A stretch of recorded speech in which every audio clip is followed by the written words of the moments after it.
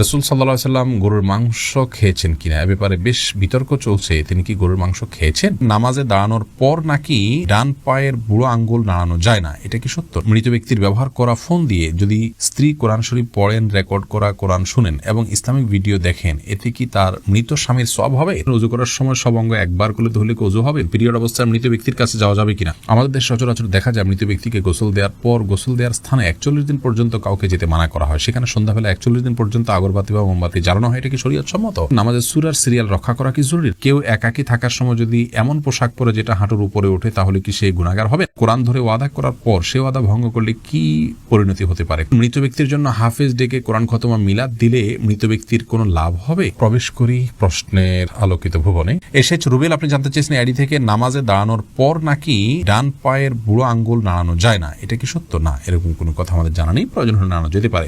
আরিহা ইসলাম জানতে চেয়েছেন, নামাজের সূরার সিরিয়াল রক্ষা করা কি জরুরি? নামাজের সূরার সিরিয়াল রক্ষা করা ফরজ বা ওয়াজিব নয়, তবে সূরার সিরিয়াল রক্ষা করতে পারলে সেটা ভালো। রক্ষা না করে কেউ যদি উল্টা পড়েন, অর্থাৎ প্রথম রাকাতে কথার কথা আলাম তারা পড়লেন, পরের রাকাতে তিনি ওয়াইউল্লাহ পড়লেন, উপরের দিকে গেলেন, তো এটাকে মাকরুহ বলেছেন ফুকাহা একরাম, কিন্তু এতে সালাত হয়ে যাবে। এমনি আরিফুল ইসলাম জানতেছেন, মৃত ব্যক্তির জন্য দোয়া করার সুন্নাহ পদ্ধতি কি? মৃত ব্যক্তির জন্য আল্লাহ তাআলার কাছে সাধারণভাবে দোয়া করবেন, আল্লাহ আপনি তাকে মাফ করুন, ক্ষমা করুন, ইস্তেগফার করবেন, কায়মন ওয়াক্যে আল্লাহর কাছে তার পক্ষ হয়ে সুপারিশ করবেন, ক্ষমা চাইবেন। এসএচ রুবেল, এছাড়া বিশেষ কোনো পদ্ধতি নেই, একত্র হতে হবে, লোকজন জড়ো করতে হবে, হুজুরদেরকে নিয়ে আসতে হবে, এমন কোনো কথা কোরআন হাদিসে আমাদেরকে বলা হয়নি। রোশনার খাতুন জানতে চেয়েছেন, মৃত ব্যক্তির জন্য হাফেজ ডেকে কোরআন খতম মিলাদ দিলে মৃত ব্যক্তির কোনো লাভ হবে? মৃত ব্যক্তির জন্য হাফেজ ডেকে কোরআন খতম পড়া, মিলাদ পড়া কোনো শিক্ষা ইসলাম দেয়নি। এটি সম্পূর্ণ আমাদের দেশীয় সংস্কৃতি বা আঞ্চলিক সংস্কৃতি বা আমাদের বানানো সংস্কৃতি। মৃত ব্যক্তি নিজে তেলাওয়াত করলে তার সব তিনি পাবেন, আমরা তেলাওয়াত করলে তার তেলাওয়াত করে তার সব তার জন্য পৌঁছাতে চাইলে সেটি অনকল আমার মতো জায়েজ আছে, কিন্তু হাফেজ বা হুজুরদেরকে ডেকে এনে তেলাওয়াত করানো এবং তার জন্য পেমেন্ট করা, যেটা আমাদের দেশে প্রচলিত আছে, এটি ইসলাম শরীয়তের দৃষ্টিকোণ থেকে জায়েজ কাজ নয়। যেটি করছেন এবং যিনি করাচ্ছেন সবাই গুনাহগার হবেন। আব্দুল হাই সিদ্দিক জানতে চেয়েছেন, কেউ একাকী থাকার সময় যদি এমন পোশাক পরে যেটা হাঁটুর উপরে ওঠে, তাহলে কি সে গুনাহগার হবেন? না, একাকী থাকলে তার হাঁটুর উপরে কাপড় উঠলে গুনাহগার হবেন না। তানজিনা বেগম জানতেছেন, কোরআন ধরে ওয়াদা করার পর সে ওয়াদা ভঙ্গ করলে কি পরিণতি হতে পারে? কোরআন ধরে ওয়াদা করা এটা ওয়াদা করার পদ্ধতি নয়, ওয়াদা এমনিই হবে। আল্লাহর নামে শপথ করতে চাইলে মুখে বলবেন আল্লাহর নামে আমি শপথ করছি, এটা হলো শপথের সঠিক পদ্ধতি। কাকলি শেখ জানতে চেয়েছেন, নিজের বোনের ছেলে বা ভাইয়ের প্রাপ্তবয়স্ক ছেলে কি মাহরাম?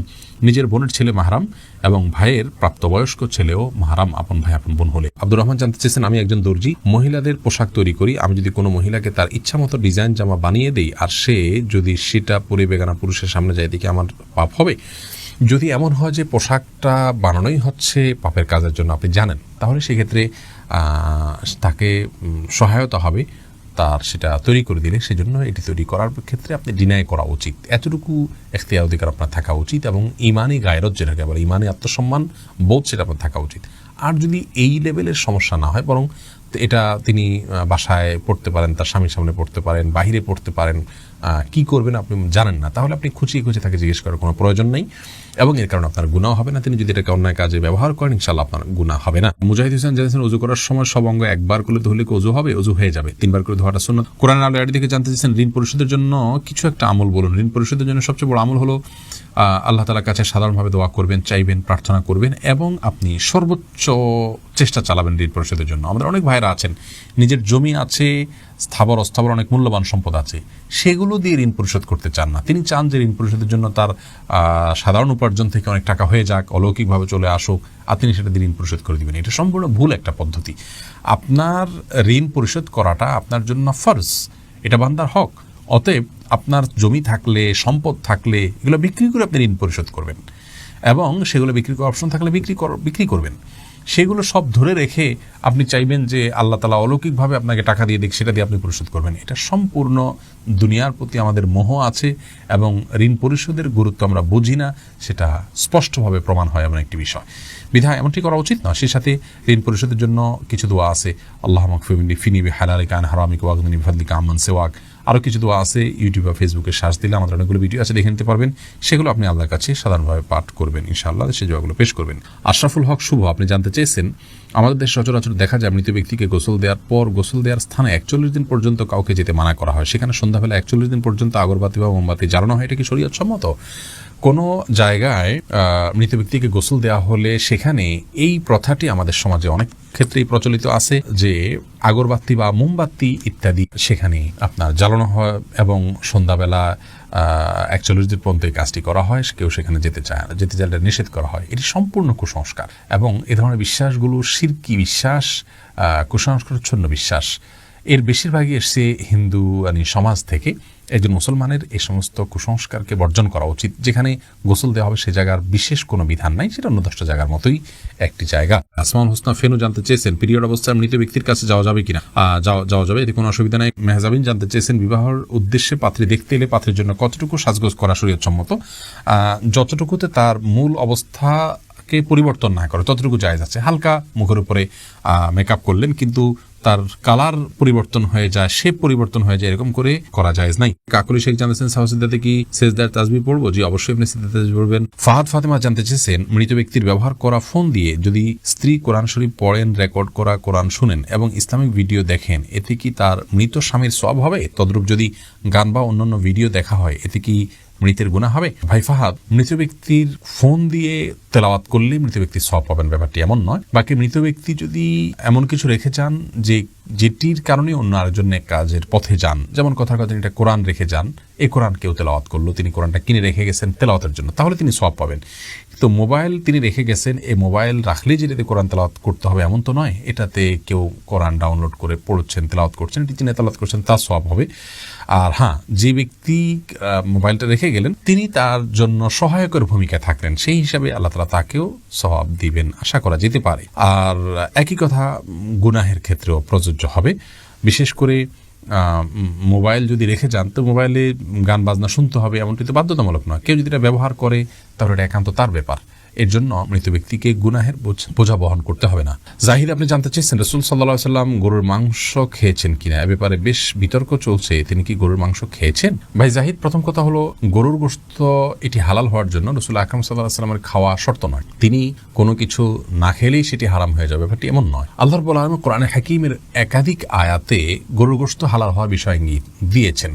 যেমন সূরা আনআমের যথাসম্ভব 147 নম্বর আয়াতে আল্লাহ রাব্বুল আলামিন বলেছেন জমিনাল ইবিল ইসনাইনি ওয়া মিনাল বাকার ইসনাইনি কুল হাররামা ইলা আখির আয়াহ। এই আয়াতে আল্লাহ রাব্বুল আলামিন সুস্পষ্টভাবে গরুর যে গোশত বা গরু এটা হালাল এই বিষয়টিকে আল্লাহ তাআলা ইঙ্গিত করেছেন।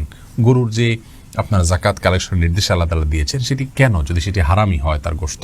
এক্ষেত্রে একটি হাদিসের কথা আমরা অনেকে শুনে থাকি এবং বিভিন্ন হাদিসের কিতাবে একটা হাদিস বর্ণিত হয়েছে যে গরুর গোশতের মধ্যে রোগ আছে, ফি লাহমিহি দা ওয়া ফি লাবানিহি দাওয়া।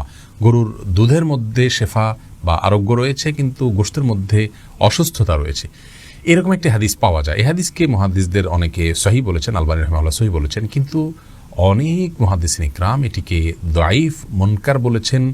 শেখ ইবনে উসাইমিন রাহিমাহুল্লাহকে এক প্রশ্ন করার তিনি এটাকে জাল বলেছেন, যে এটা মাকজুব, নবী করিম সাল্লাল্লাহু আলাইহি ওয়াসাল্লামের প্রতি এটা মিথ্যাচারের শামিল। কারণ হলো যে আল্লাহ রাব্বুল আলামিন যে পশুকে হালাল করেছেন আমাদের জন্য কোরআনে কারিমে বিভিন্ন আয়াতে তার ইঙ্গিত পাওয়া যায়, এবং যাকাত যে নিতে বলা হয়েছে গরুর, সেটি গরুর তো এটা বাহন হিসেবে আল্লাহ তাআলা রাখেননি। অতএব এটি যদি খাওয়া হারাম হতো তাহলে আল্লাহ রাব্বুল আলামিন সেটিকে আমাদের জন্য যাকাত যোগ্য সম্পদের মধ্যে গণ্য করতেন না, এবং কোরআনে কারিমে আয়াতে সেই ইঙ্গিত আল্লাহ তাআলা দিতেন না। অতএব এখান থেকে বোঝা যায় যে একটা উপকারী অনুপকারী জিনিসকে আল্লাহ তাআলা আমাদের জন্য হারাম করতেন না। তো যাই হোক, গরুর গোশত খাওয়া হালাল, এতে পৃথিবীর কোনো আলেমের দ্বিমত আছে বলে আমাদের জানা নেই, সবাই একমত। হ্যাঁ, এই হাদিসকে যারা সহিহ বলেন সে সমস্ত উলামা ইকরাম আবার এটা ব্যাখ্যাও করেন যে আসলে এর মাধ্যমে নবী সাল্লাল্লাহু আলাইহি সাল্লামের উদ্দেশ্য ছিল যে হেজাজ বা খুব বেশি গরমের এলাকায় গরুর গোশতটা মানুষের শরীরের সাথে খুব একটা যায় না, সেই জন্য সেখানের জন্য তিনি এটি বলেছেন।